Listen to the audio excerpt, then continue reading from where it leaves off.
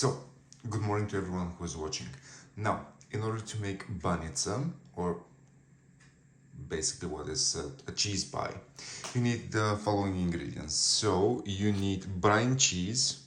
Yeah, it's all in Bulgarian, but you'll see. This is a 700 grams, so about a pound and a half. 8 eggs,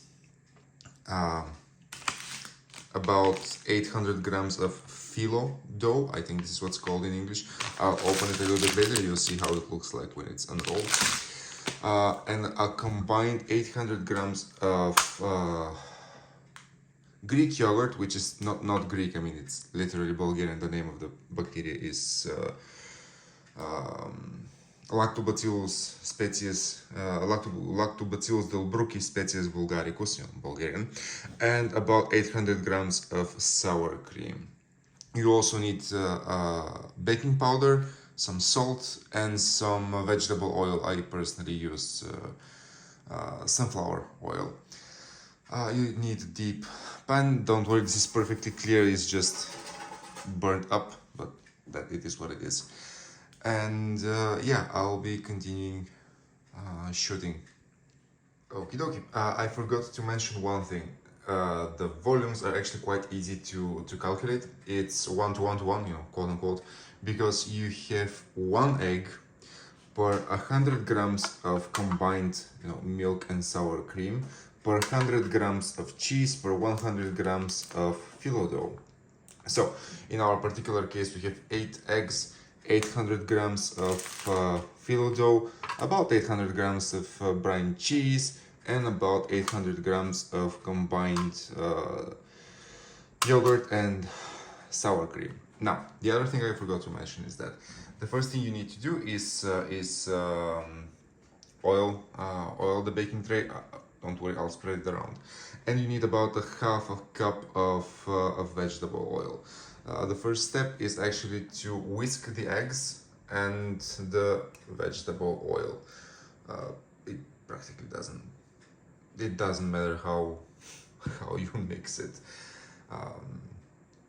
And then just literally a pinch of salt, and then you start adding in my personal opinion, the best way to do it is sour cream first, cheese, then yogurt, and then the cheese. You need to crumple it up very finely inside. While this is happening, you need to preheat your oven. It's not visible, but you need to preheat your oven. It's baking top and bottom to about 160 degrees Celsius. You can do the calculations into Fahrenheit. Okay, now I'll get back to you when I'm finished with it's early in the morning here, I'm still sleeping, sorry. Whisking things up. As I mentioned earlier, so this is how the eggs and the vegetable oil look like when they're being beaten up. And when I said crumple, this is what I mean by crumpling the cheese. So that it's a bit easy to mix in. Yeah, so that's about a sixth of what you need to add, and I'll begin it. And I'll get back to you. And we are back. Now, this is how the full combined mixture of egg, milk, sour cream, and cheese looks like. And these are 2 heaping teaspoons, I repeat, not table, teaspoons of baking powder. Now we combine everything into a nice homogeneous mix. By the way, the color is slightly off. I don't know why. It's not that greenish as it may seem in the video. It's a very nice cream color. And we leave that to rise, I think, for a couple of minutes, just 2-3 minutes. Meanwhile, I'll spread the vegetable oil inside the baking tray. I'll unwrap those. Yeah, it's my. Yeah. As I said, sorry, it's way too early here. I will unwrap the phyllo dough and basically create the first layer, and I'll be back with you once this is done. Now, these next couple of steps I'll be doing single-handed, so pardon any lackluster cameraman, ship, effects, whatever. So I've spread the oil over the baking tray. You grab a less than a full ladle, put it on, yeah, it gets messy, so don't worry about it. And spread it evenly-ish across the entire bottom. And once you do that, you find the place that you've forgotten to put your... I'll be right back. So as I said, you find a place for your brush. You grab a couple of layers, literally just two. Yeah, two. And you place them to fully cover your bottom sheet. Because this tray is slightly bigger than my dough, phyllo dough, whatever. This is why I need two. You can do it with one, actually, doesn't matter. And after that, what you do is you start layering. So a nice ladle full of mixture. Place it, spread slightly, and then further spread it out.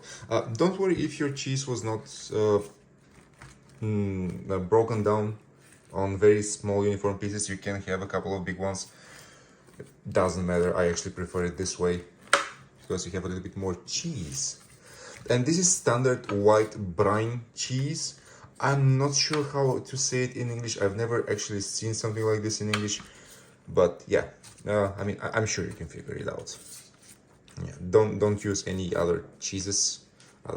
It won't be a Banitsa with that. And then, once you do that, you start layering double thickness. So two doughs.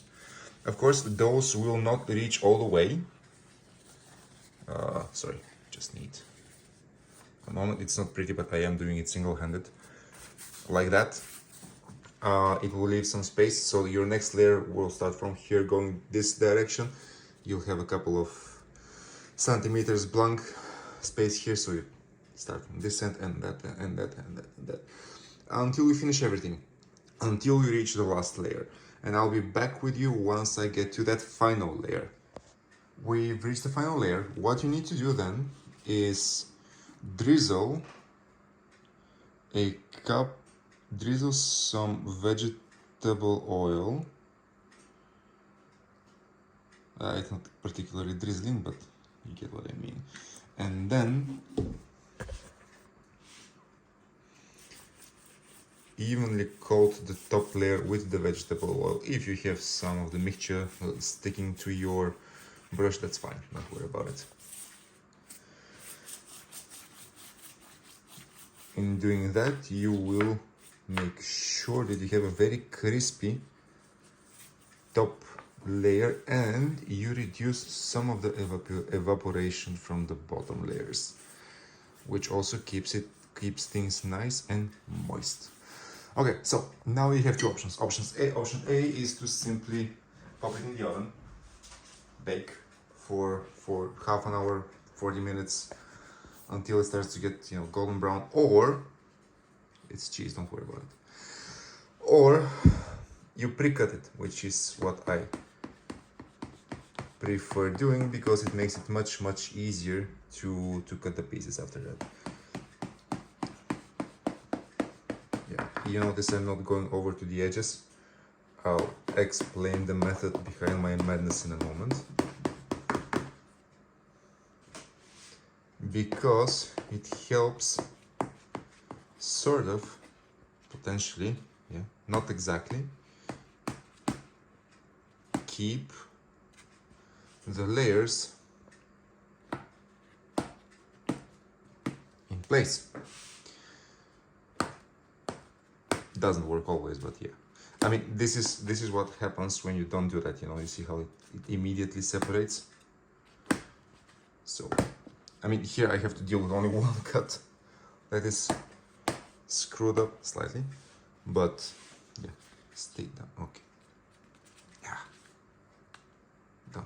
Okay. Let's see. Okay, and that's it. Now our oven has already been preheated, and then we just plop it in there. Oops. Yeah, like the middle high level, and yeah, be back in about 30 minutes, 40, something like that. And after the baking is complete, this is how it should look like. So what you do now is, as you can see, it's literally coming out of the oven, so it's quite hot. Cover it with a piece of baking paper and a couple of towels so that you preserve the heat inside. Like that. I'll just add one more. Give me a second.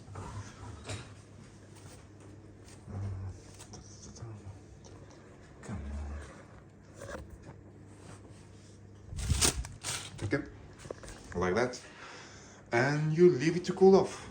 It should take about another 30 minutes. It should properly cool off, and then it's done.